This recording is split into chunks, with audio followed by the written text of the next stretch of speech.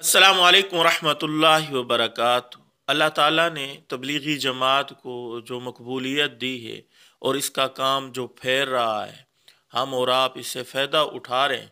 हम सब के सामने है, दीनी मदारस हैं, खानकाहें हैं, मसाजिद हैं और जिहाद का मैदान है। दीन का जो भी शोबा है उसके अंदर आप चले जाएं, तबलीगी जमात की वजह से कोई ना कोई वहाँ लोग काम कर रहे होंगे। और दीन के शोबों से हट के दुनियादारी में आप चले जाएं, यूनिवर्सिटी है, कॉलेज है, स्कूल है, बाजार की ज़िंदगी है, दूसरे जितने भी शोबाजात हैं, हर तमाम शोबाजात में दीन की किसी को थोड़ी बहुत शुद्ध बुद्ध है तो उसके पीछे तबलीगी जमात की मेहनत है। किसी का रोज़ा लगा होगा, किसी का अशरा लगा होगा, कोई गश्त में शरीक हुआ होगा, कोई जमात वालों के पास बैठा होगा, कोई तलीम में शरीक हुआ होगा और उसके अंदर एक दीन की समझ बूझ उसके अंदर पैदा हुई होगी। और लाखों में आपको ऐसे अफराद मिलेंगे जो तबलीगी जमात के साथ थोड़ा सा वक्त लगाने के बाद ऐसे तब्दील हुए, अल्लाह ने उनकी ज़िंदगियों में दीन का इनकलाब बर्पा कर दिया। वो आलिम बने, हाफिज बने, मुफ्ती बने, किसी मस्जिद के इमाम बने, खानकाह के साथ वो जुड़ गए, मैदान जिहाद में चले गए या दीन के किसी और शोबे में वो शरीक हो गए।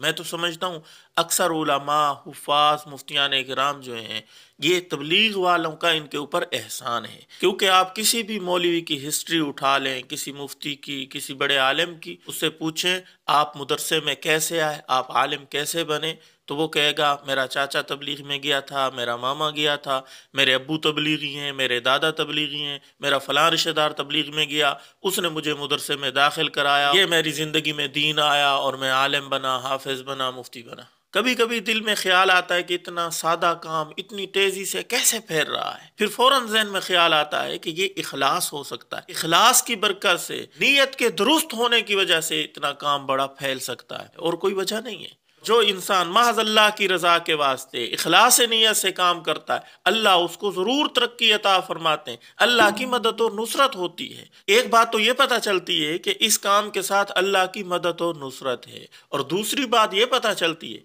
कि दीन के जितने भी शोबाजात हैं, मसाजिद हैं, मदारस, खानका, जितने भी शोबे चल रहे हैं, उनको जो मटीरियल मिल रहा है, मदरसे में जो पढ़ने आ रहे हैं, खानकाहों में लोग जुड़ रहे हैं, मसाजिद में जुड़ रहे हैं, वो जो मटीरियल मिल रहा है वो तबलीगी जमात उनको फराम कर रही है।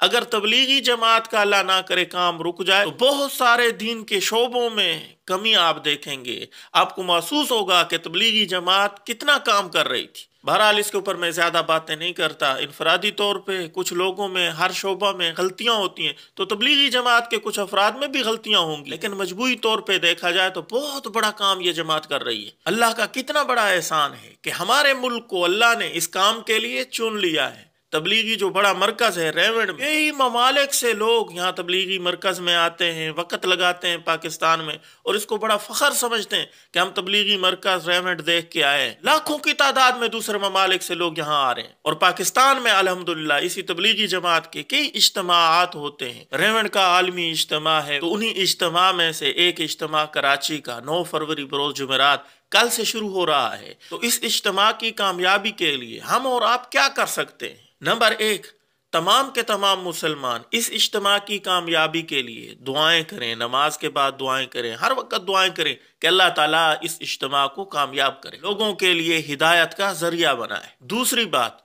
जो वहाँ करीब के साथी हैं, कराची के रहने वाले हैं, इस इज्तिमा में ज़्यादा से ज़्यादा शिरकत करें। मुबारक महफिल है, दीनदार लोग वहाँ इकट्ठे हो रहे हैं, एक बड़ा इज्तिमा जमात की नमाजों में देखने को मिलेगा, और जितनी बड़ी जमात की नमाज में आप शिरकत करेंगे उतनी ज़्यादा वो नमाज कबूल होगी, सवाब का बायस बनेगी। दूसरी बात यह कि एक आलमी फिक्र है कि किस तरह पूरी उम्मत जहन्नम से बच के जन्नत में जाने वाली बन जाए, दीन के ऊपर आ जाए, अल्लाह और अल्लाह के रसूल के बताए हुए अहकामात के ऊपर अमल करने वाली बन जाए, ये फिक्र हो रही है। उस फिक्र के अंदर आप शामिल हो जाएंगे। और हदीस पाक में आता है, एक घड़ी की फिक्र, एक लम्हे की फिक्र कि दीन मेरी जिंदगी में आ जाए, पूरे आलम के इंसानों की जिंदगी में आ जाए, इसका जो अजर व सवाब है, गलबन हदीस में आता है जिसका मफहूम है कि वो 70 साल की बेरिया इबादत से बढ़ा हुआ है। इतना बड़ा अजर व सवाब है। और इसी तरह हदीस पाक में आता है कि फरिश्ते जब इन महफिलों से उठ के अल्लाह की बारगाह में जाते हैं, अल्लाह सब कुछ जानने के बावजूद उनसे पूछता है कहाँ से आ रहे हो? तो फरिश्ते अर्ज करते हैं कि ऐसी महफिल से आ रहे हैं जो आपके दीन की बात कर रहे थे, जिक्र कर रहे थे।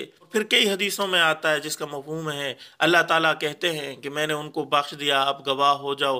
فرشتے عرض کرتے ہیں یا باری تعالیٰ کچھ لوگ ایسے آئے ہوئے تھے جو اپنے کام سے آئے ہوئے تھے، وہ اس محفل کو سننے کے لیے نہیں آئے تھے، کسی نہ کسی شخص سے ان کا کام تھا، وہ اس محفل میں بیٹھے تھے۔ تو اللہ فرماتے ہیں یہ محفل اتنی مبارک ہے کہ اس کی برکت سے میں نے ان کی بھی مغفرت کر دی ہے۔ اور میرے دوستو ایک حدیث کا مفہوم ہے، رسول اللہ صلی اللہ علیہ وسلم نے فرمایا جس نے جس کی مشابہت اختیار کی قیامت کے دن اسی کے ساتھ اس کا حشر ہوگا۔ تو ہم مشابہت کر سکتے ہیں وہاں جا کے، جماعت نماز پڑھیں، وہاں ان محفلوں میں بیٹھیں کہ ان نیک لوگوں کے ساتھ ہماری مشابہت ہو جائے۔ اس کے علاوہ بھی بہت سارے فوائد آپ کو وہاں حاصل ہوں گے، وہاں بیانات ہوں گے، 5 وقت باجماعت نماز پڑھنا نصیب ہوگا، وہاں اللہ والوں کی دعائیں ہوں گی، آپ کا ان دعاؤں میں وہاں حصہ ہو جائے گا، آپ وہاں دعائیں کے اوپر آمین کہیں گے، ان کی دعائیں جیسے قبول ہوں گی آپ کی دعائیں بھی قبول ہو جائیں گی۔ تیسری بات یہ کہ وہاں بہت سارے شعبے ہیں، بجلی کا شعبہ ہے، انتظامات کا شعبہ ہے، گاڑیاں کھڑی کرنے کا شعبہ ہے، وہاں صفائی کا شعبہ ہے، وغیرہ وغیرہ۔